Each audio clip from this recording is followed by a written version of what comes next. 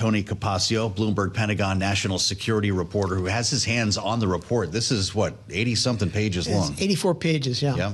Now, you saw portions of this yesterday. Are we learning more today that we didn't know? See portions. Okay. We were given. We were someone who did talk to you. Someone who saw it gave us and other media. So I don't want to overplay that. Absolutely. But you're looking at these documents now. How much more of a complete picture do we have? It's somewhat more complete and somewhat more distressing.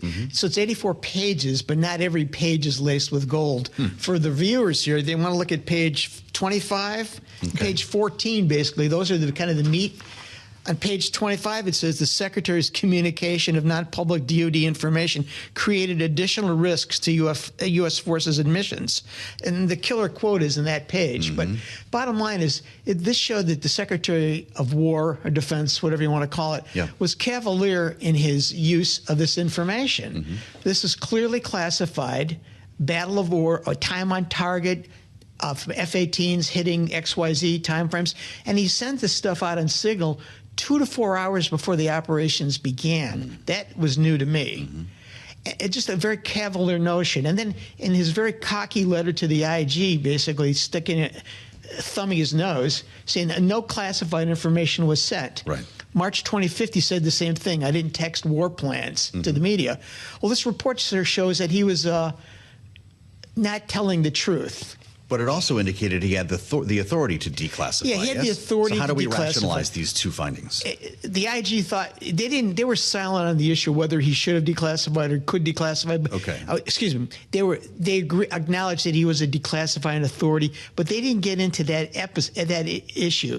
It was more what he did send out potentially could have caused risk to pilots. The Houthis don't have a great electronic warfare capabilities to divine into signal gate, but the possibility was there, and it's clearly his actions potentially put U.S.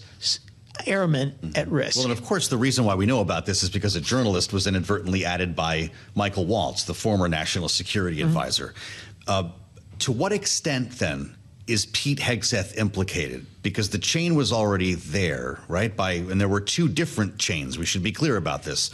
One had cabinet officials. The other, he had friends and family on. Yeah, the second one they barely discussed, and it was like a blink of an eye. That just wasn't a highlight of the report. Was that an existing thread before these battle plans were put forth? What, the first or second? The one that had the reporter on it, the one that had the Atlantic editor. My impression was no. He set that up after he got the info. And in fact, the report makes the case that he actually had access to a secure facility. They call it a SCIF. Yes. He had access to the facility to send the same material out. But yeah, the point here is that he denied it was classified information. The IG was pretty clear that it was classified information, and that putting it out there created additional risks to U.S. forces and missions. I mean, I'll say as a point of fact, not could have. Are you reading that? As a point of fact, yeah. And let me read it. Even though these events did not ultimately occur, the Secretary's actions created a risk to operational security that could have resulted in failed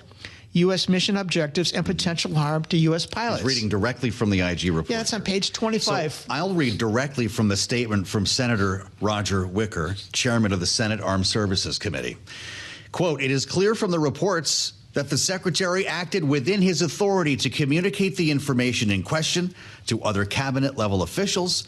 He then goes on to write, "It's clear our senior leaders need more tools available to them to communicate classified information." So nothing to see here. That was a gentlemanly bop and weave. Okay. You know. But that would be the man to do something about it if there was a problem. His statement effectively, in my eyes, pretty much deflates this whole issue. I mean, but you know, so Signalgate becomes Deflategate. That was for producer James. There was also a football scandal called Deflategate. I remember that well. That's what I'm saying. Yes, I unfortunately was there for that. But the point here is that, you know, while he had the authority to do it, there's a judgment call here, whether to do it on signaling. It's a judgment issue. Correct. Whether it is legal, whether it is right, are two different questions. Right. Now, let me ask you about the other brick in the wall here, because you know we're talking about a potentially difficult day for Pete Hegseth. You've also got top brass, the chairman of the Joint Chiefs and the admiral who ordered the double tap strike on the boat coming out of Venezuela, testifying today on Capitol Hill. There are questions today, and we'll talk to Evelyn Farkas about this. At what point do these stories combine to create a weight that the SecDef cannot handle? You know, I don't think Politically speaking, yeah, Tony.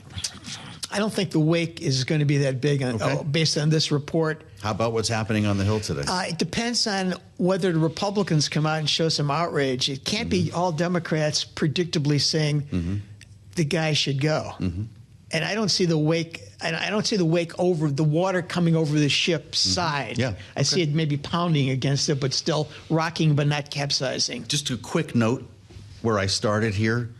You were excised essentially from the Pentagon by not agreeing to sign this. Exiled. Excised means I might have been assassinated. Exiled, we'll go with, fine. Excised, I think kind of, well, listen, you choose the language you want. Would this have come out yesterday if you guys were all still in the building? I feel like reporters like you are getting more news now having left the Pentagon than you might have been getting inside the Pentagon. No, this definitely would have come out had we been inside. Yeah. It would have been more contentious because we would have gone in their face and say, what about this? Okay. What about, and they might have come back more. You don't think you're getting more scoops than you were before this happened? I think the scoops are, I'm getting about the same. Interesting. What we're not getting, though, is access in an emergency. Right. If the United States struck Venezuela tonight or tomorrow, we wouldn't be able to run in and get stuff. We could grab, and we'd be dependent on emails and calls, which wouldn't be answered. And then we'd be all depending on Twitter and their babble from other places.